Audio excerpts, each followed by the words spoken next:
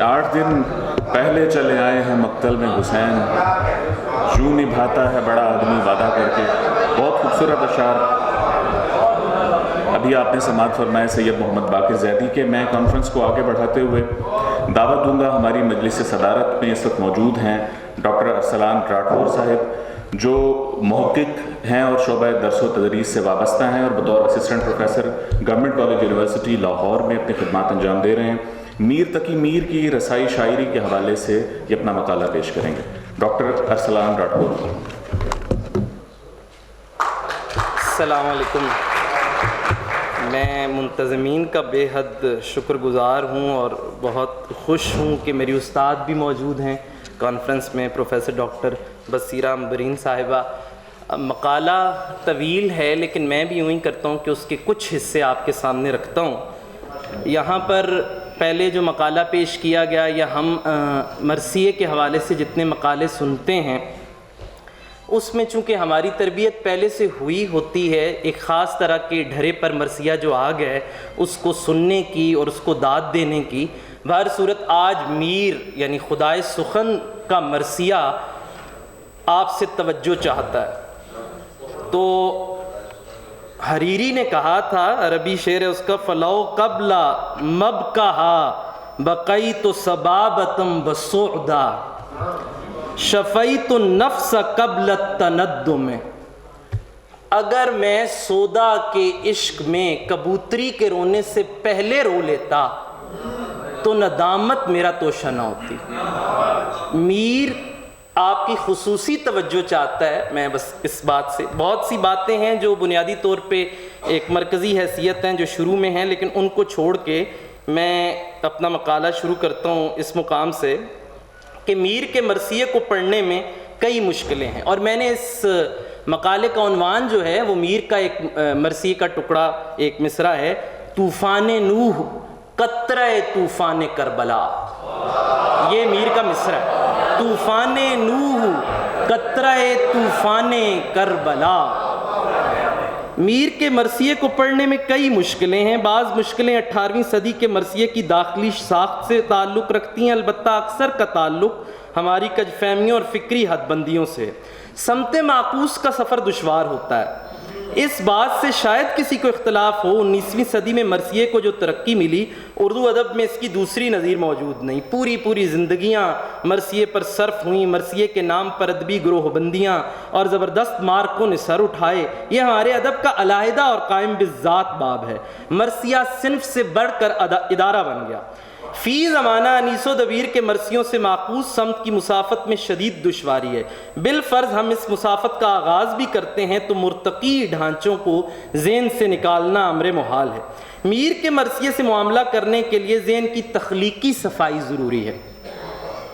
یہ مرثیہ خود میر کے لیے چنوتی ہے. مثلا یہی دیکھیں، میر کے مرثیوں پر ان کی غزل کا چھینٹا تک نہیں. اس بات کو شدت اور سنجیدگی سے سمجھنے کی ضرورت ہے. میر جیسا عظیم اور صف اول کا غزل گو مرثیے کو غزل کے اثر سے کیوں کر بچا لے گیا؟ انہوں نے مرثیے کے لیے ایک نئی زبان گھڑی ہے، یا یوں کہیے ایک بنی بنائی زبان چھوڑی ہے. فی الحال ہمارے سامنے میر کے مرثیوں کا جو متن ہے اس میں توقیت یعنی ٹائم لائن کا کوئی قرینہ یا اہتمام نہیں ہے.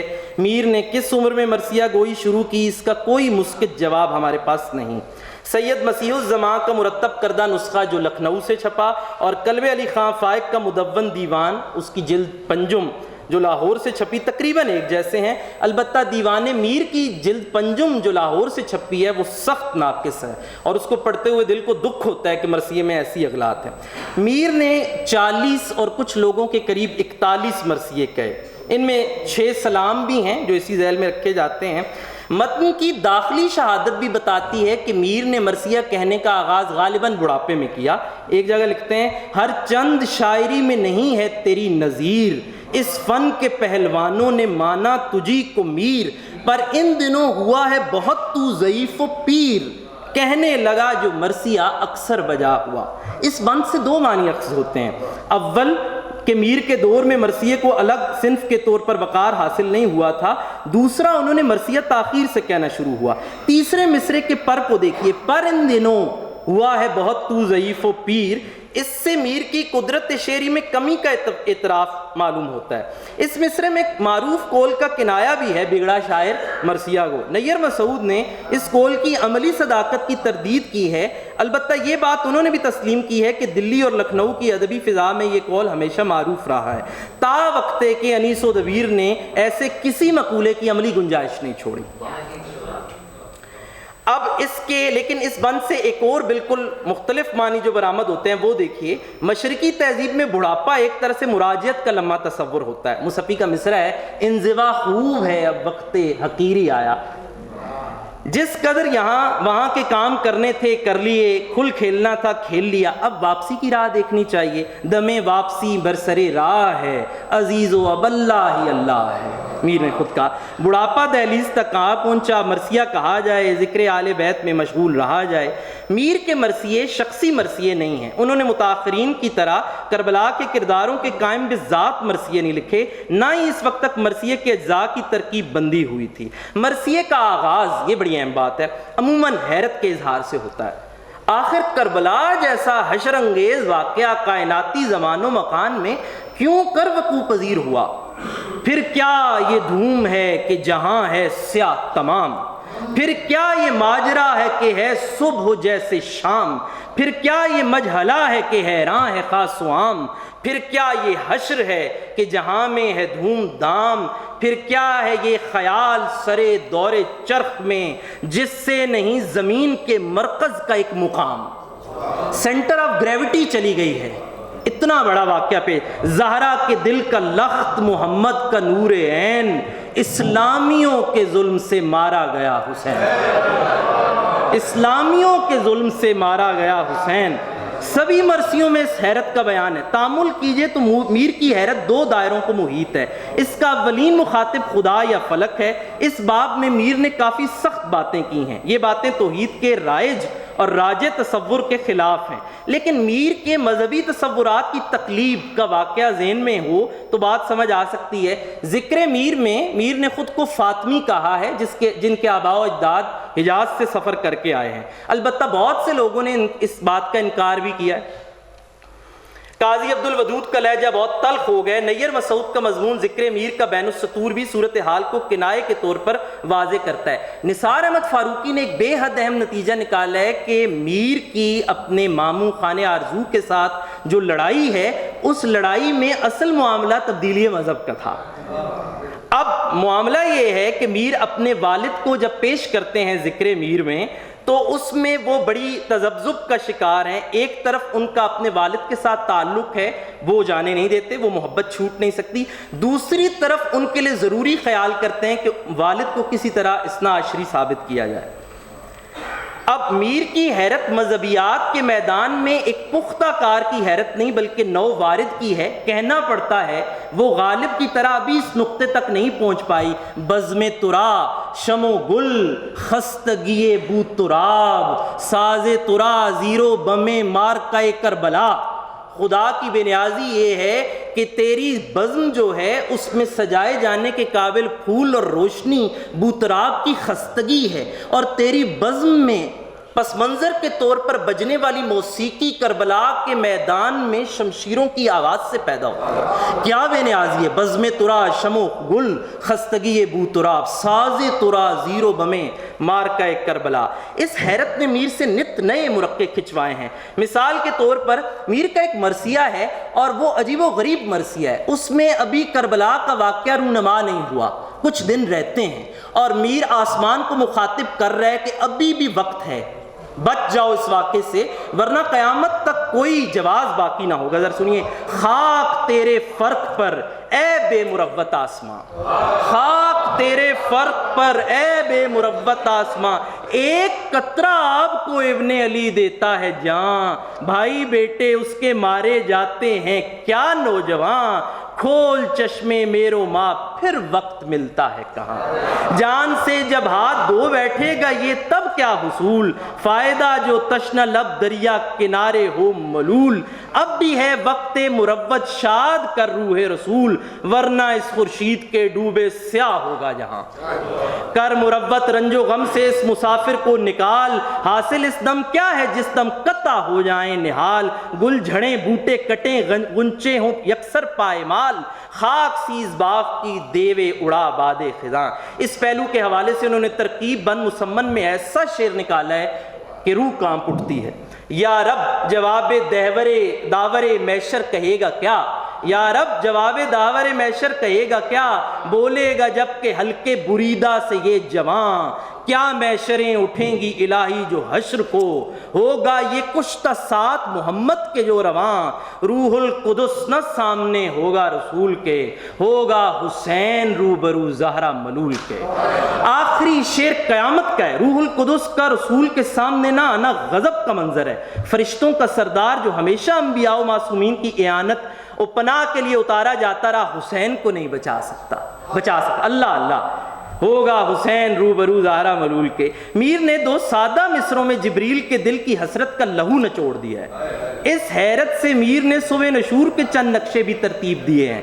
قیامت کا منظر ہے، آسمان پانی پانی ہے، ملاحظہ ہو۔ اب آسمان کہہ رہا ہے کیا ناخن ہلال سے سر کو کھجائے گا، کیا ناخن ہلال سے سر کو کھجائے گا، عقدہ جو اہل بیت کے دل کا نوا کیا، ظالم ستم ہے حشر کو ہلکے بریدہ سے، اس کشتہ ستم نے اگر کچھ گلا کیا، بے تابی ایک داور محشر کو آئے گی، تیرے سبب یہ خلق ہی بخشی نہ جائے گی۔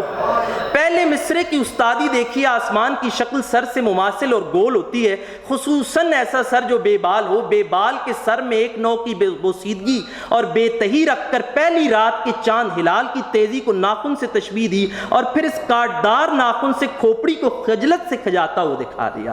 یا مظہر العجائب، داور محشر کو بے تابی آنا شاید مذہبی اعتبار سے کچھ قابل گرفت ہو، لیکن منظر ایسا خیرہ لرزہ خیز ہے کہ گاڈفریڈ بن، ایک جرمن کا شاعر ہے جس کے بارے میں کہا جاتا ہے کہ اس سے زیادہ لرزہ خیز مرقع کسی نے نہیں بنائے۔ گاڈفریڈ بن سنتا تو کانپتا، محسوس ہوتا ہے اس بیت کا پہلا مصرع احوال واقعی ہے اور دوسرا داور محشر کا رد عمل، تیرے سبب یہ خلق، تیرے سبب سے خلق نہ بخشی نہ جائے گی۔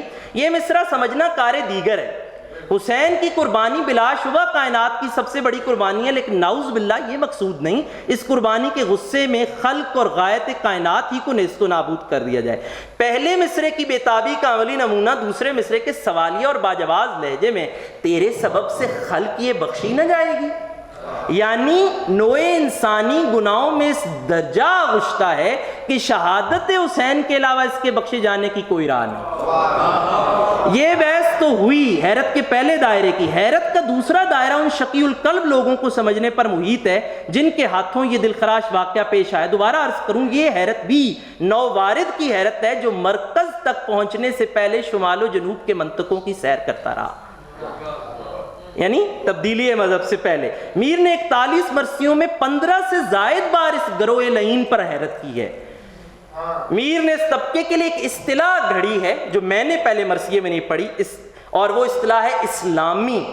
کیسا موزوں اور طنز آمیز لفظ ہے، گروہ اسلامیان، زہرا کے دل کا لخت محمد کا نور عین، اسلامیوں کے ظلم سے مارا گیا حسین، امت تھی نبی کی کہ یہ کفار حسینہ، تو سب تھا اس کا کہ گناہگار حسینہ، بے ہیچ لیا جی سے تجھے مار حسینہ، یہ دین ہے تو ہم پہنیں گے زنار حسینہ، یہ دین ہے تو ہم پہنیں گے زنار حسینہ۔ زنار کی مار کے ساتھ مناسبت ملاحظہ ہو، اکثر مواقع پر زنار کی ڈوری میں سنگ سلیمانی کی ہلکی سبزی مائل سفید لکیر کھینچی جاتی ہے۔ بعض اگوری، ہندو اگوری تپسویوں کے ہاں گلے میں سانپوں کے جوڑے کو بھی زنار کے طور پر پہنا جاتا ہے۔ تیسرے مصرے کے مار کا لفظ پوری سانپ کو مناسبت کر رہا ہے۔ ابتدا میں بات ہوئی میر کا مرثیہ ہے تو تکنیک کے اعتبار سے انیس و دویر کے مرثیے سے مختلف ہے۔ ذاتی طور پر مجھے محسوس ہوتا ہے دو چیزوں کے اضافے سے میر کو اس میدان میں میخ اکھاڑنے کا موقع مل سکتا تھا۔ اول یہ کہ وہ تاریخی واقعات کو نظم کرتے، دوم یہ کہ وہ، ابھی ازور نے بات کی، میدان کربلا کے نقشے کھینچتے، لیکن انہوں نے یہ دونوں کام نہیں کیا۔ حیرت کی بات یہ ہے کہ آپ 40-41 مرثیے کہہ رہے ہیں، کسی مرثیے میں تاریخی واقعہ نہیں لا رہے، کسی مرثیے میں منظر نہیں لا رہے، صرف رونا ہے اور دکھ ہے۔ تو 41 مرثیے صرف اس قدرت سے کہنا کتنی بڑی بات ہے. یہ قدرت میر لاتے ہیں جب وہ اپنی بیانیات پر ان کی جو قدرت ہے اس کو ظاہر کرتے ہیں. مثلا میر نے مشکل ترین بحروں میں مرثیے کہے, پنگل کی بحر میں مرثیہ کہے, فعول فعول فعول فعل, اس بحر میں کیسے مرثیہ کہا جا سکتا ہے؟ مٹی میں بوٹے اٹنے لگے ہیں, اشجار سارے کٹنے لگے ہیں, گل پھول جو ہیں چھٹنے لگے ہیں, جو ابر تو بھی رو دل لگا کر, بابا نہ تھا جو چھاتی لگاتا, بائی نہ تھا جو ہمت بندھاتا, بیٹا نہ تھا جو لاشیں اٹھاتا, مرنا بنا جو بے کس ہوا کر. برسبیل تذکرہ یہ بھی سن لیجئے, میر کو رشتوں کے حفظ مراتب کا بہت لحاظ ہے. میر انیس کو ظاہر ہے اس حوالے سے منتہی سمجھا جاتا ہے, لیکن عربی میں کہتے ہیں الاول فالاول, میر اول ہے لہذا اس کی بات کو ماننا چاہیے. کچھ بند دیکھیں, محمد جس کا نانا اس کو بے کس کر کے سب مارے, محمد جس کا نانا اس کو بے کس کر کے سب مارے, پدر ساقیے کوثر جس کا اس کو تشنا لب مارے, سبب جو بخشش عالم کا اس کو بے سبب مارے, حرم کا جو ہے زدار سو محتاج چادر ہے, احمد نہیں ہے جس کو یہ حال دکھاویں ہم, حیدر نہیں جس پاس اب روتے ہوئے جاویں ہم, عباس نہیں جس کو اس وقت بلاویں ہم, تو تھا سو مٹا تیرا ہنگامہ سلطانی. ہندی بحر کے مربع مرثیے کے 2 بند دیکھیں. حق یہ ہے کہ یہ میر کی مخصوص بحر ہے, ہم جانتے ہیں میر نے آخری عمر میں اس بحر میں سارا کلام کا ہے. اس بحر میں مرثیہ لکھنا, آنکھ ملا کر کہ تو فلک پر کیسی نظر تھی تاروں کی, جانیں کھپیاں گردنیں کٹیاں بھوکے پیاسے بیچاروں کی, سرور دی یوں خاک میں لوٹے عزت ہو یوں خاروں کی, چتر گرایا کس کا ظالم کس کے رائے دہائی ہوئی, جل کے جگر ہے راک کی ڈھیری اور توا ہر چھاتی ہے, جوش غبار ملال اٹھے پر راندی سی یہ کاتی ہے, پات اور بن ہے جیسے سوکھے جانے اڑا لے جاتی ہے, پہنچے ہے تارش اعظم خان خاک ہماری اڑائی ہوئی. ہندی بحر کے علاوہ میر کے مرثیوں میں ٹھیٹھ ہندی اور سنسکرت لفظوں کا استعمال ہے.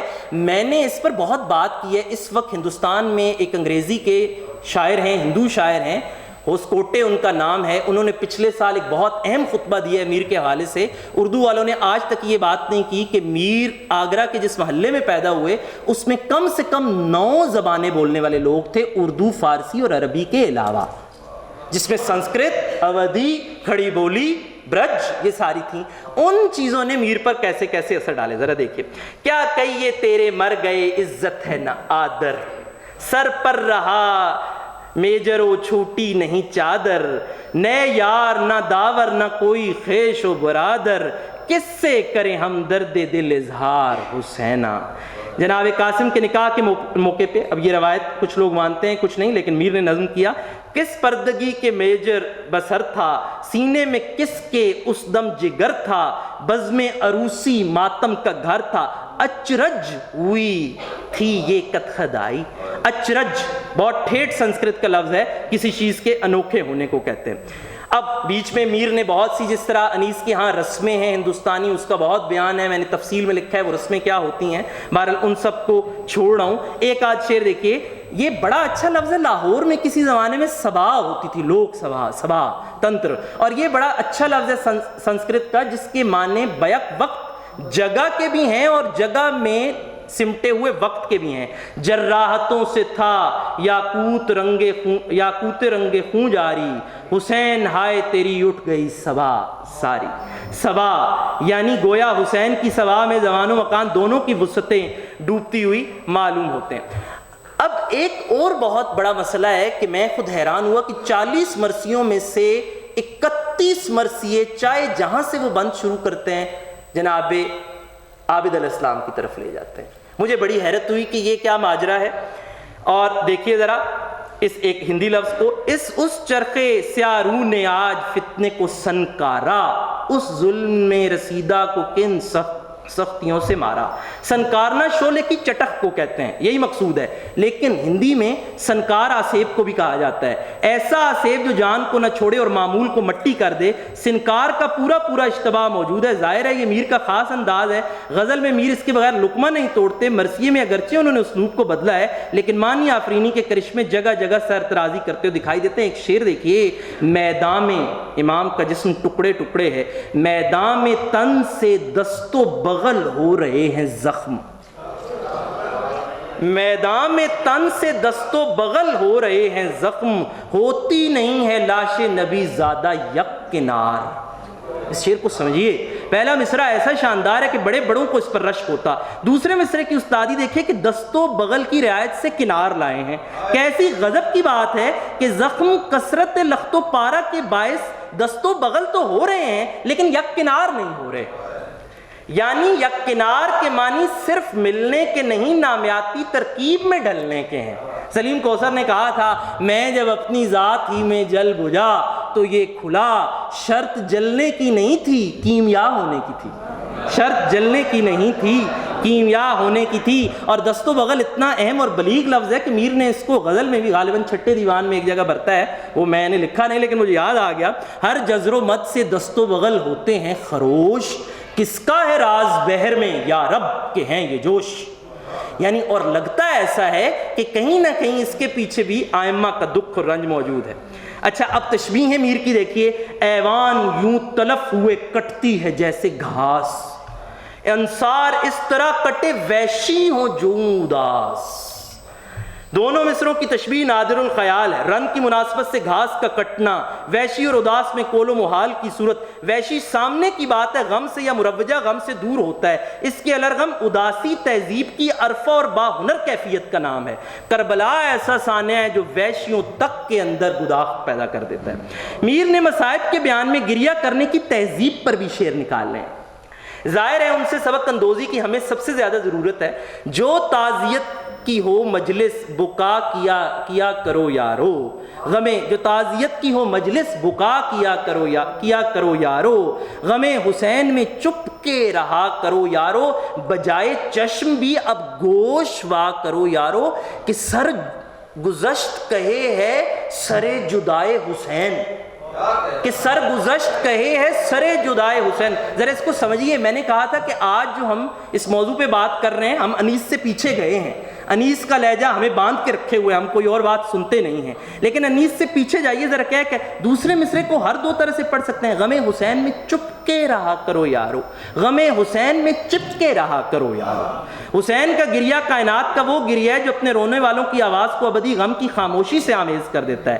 یہ ایسی دلخراش حقیقت ہے جو انسان کو تصویر کی طرح دیوار کے ساتھ چپکا دیتی ہے، خاموش و گویا، ظاہر و غائب، ہر دو متضاد کیفیتیں مجسم ہوتی دکھائی دیتی ہیں۔ عبرت کے لیے آنکھیں کھولنا بڑی بات ہے، لیکن یہ غم ایسا کائنات سوز ہے کہ جسم کا ایک ایک انگ علیحدہ عبرت اندوز ہونے کو بے قرار ہے۔ آنکھیں اس واسطے ہیں کہ گریہ کرے، کان اس واسطے ہیں کہ حسین کی ندا کے لیے دماغ کو آمادہ کریں۔ جواز کی بلندی دیکھے، حسین کے جسد کی حکایت اور ہے، سرے مبارک کی بھپتا اور۔ عرفان صدیقی کا شعر یاد آتا ہے، تم جو کچھ چاہو وہ تاریخ میں تحریر کرو، تم جو کچھ چاہو وہ تاریخ میں تحریر کرو، یہ تو نیزہ ہی سمجھتا ہے کہ سر میں کیا تھا،